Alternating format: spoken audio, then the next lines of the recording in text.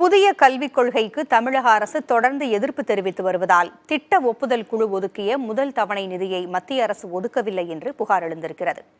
நிதி விவகாரத்தில் மத்திய அரசை கண்டித்து காங்கிரஸ் போராட்டமும் அறிவித்திருக்கிறது. இதுகுறித்த கூடுதல் விவரங்களை வழங்க செய்தியாளர் ஆனந்தன் இணைந்திருக்கிறார். ஆனந்தன், முதல் தவணை நிதியானது விடுவிக்கப்படவில்லை. இதனால் என்னென்ன சிக்கல்களை சந்திக்க நேரிடுகிறது?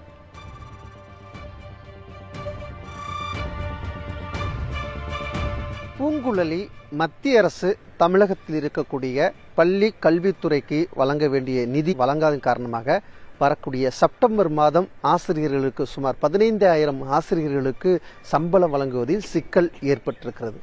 அதே போல கல்வி உரிமை சட்டத்தின் கீழ் படித்து வரக்கூடிய மாணவர்களுடைய கல்வியும் பாதிப்புக்கு உள்ளாகக்கூடிய நிலை ஏற்பட்டிருக்கிறது.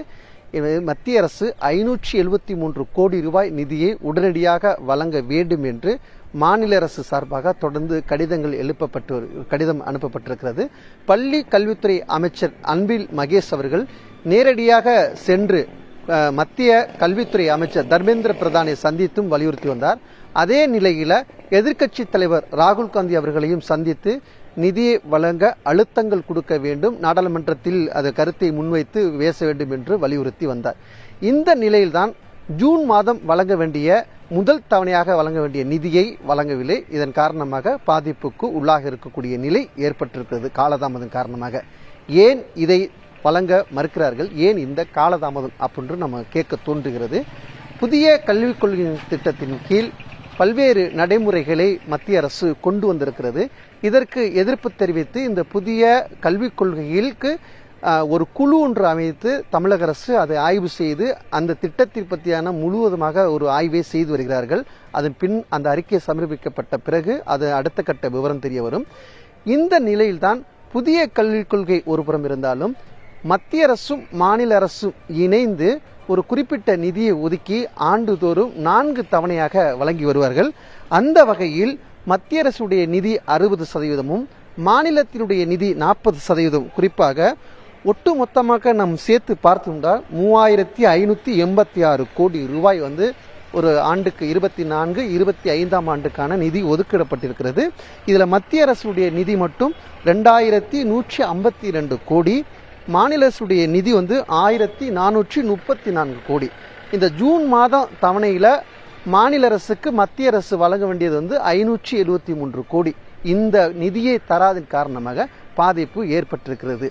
அதில் ஒரு புறம் நாம் பார்க்க வேண்டியிருக்கிறது, மத்திய அரசு கொண்டு வந்திருக்கக்கூடிய புதிய கல்விக் கொள்கையில பல்வேறு நடைமுறைகள் பின்பற்றப்பட்டு வருகிறது. அதில் 2 பிரதானமாக நம்ம எடுத்து பார்க்கலாம். ஒன்று, அந்த புதிய கல்விக் கொள்கையில் அவர்கள் கூறுவது குறிப்பாக மாணவர்களை 5ஆம் வகுப்பு, 8ஆம் வகுப்பு, 10ஆம் வகுப்புகளிலிருந்து தேர்வு நடத்தி தேர்வு மூலமாக அது தேர்வு நடத்தி தேர்வில் தேர்ச்சி பெறக்கூடிய மாணவர்களை தகுதி பெறக்கூடிய வகையில் அடையாளப்படுத்தக்கூடிய வகையில் கொண்டுட்டு வரணும் அப்படின்னு சொல்றாங்க.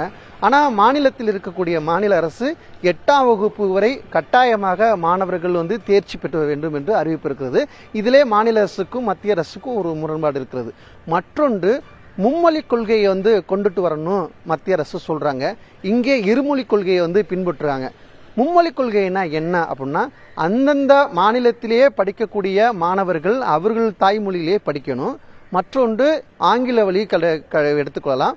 மற்றொரு பாடமாக விருப்ப பாடத்தை எடுத்துக்கொள்ளலாம் என்று மும்மொழி கொள்கையே சொல்றாங்க. ஆனா மாநில அரசு என்ன சொல்றாங்க அப்படின்னா, இருமொழி கொள்கை, தாய்மொழியாகவும் விருப்பப்படக்கூடிய ஒரு பாடத்தை தேர்வு செய்து படிக்கணும் அப்படின்னு சொல்றாங்க. இதுலயும் முரண்பாடு இருக்கு. இப்படி திட்டத்தில் புதிய கல்விக் கொள்கையில பல்வேறு முரண்பாடுகள் இருக்கக்கூடிய நிலையில இந்த நிதி வழங்குவதில் காலதாமதம் ஏற்பட்டதன் காரணமாக வரக்கூடிய செப்டம்பர் மாதம் ஆசிரியர்களுக்கும் மாணவர்களுக்கும் ஒரு பாதிப்பை ஏற்படுத்தக்கூட நிலை உருவாகி இருக்கிறது என்று பள்ளி கல்வித்துறை சார்பாக ஒரு வட்டாரங்கள் தெரிவிக்கிறாங்க. பூங்குழலி, தகவல்களை வழங்கியமைக்கு நன்றி ஆனந்தன்.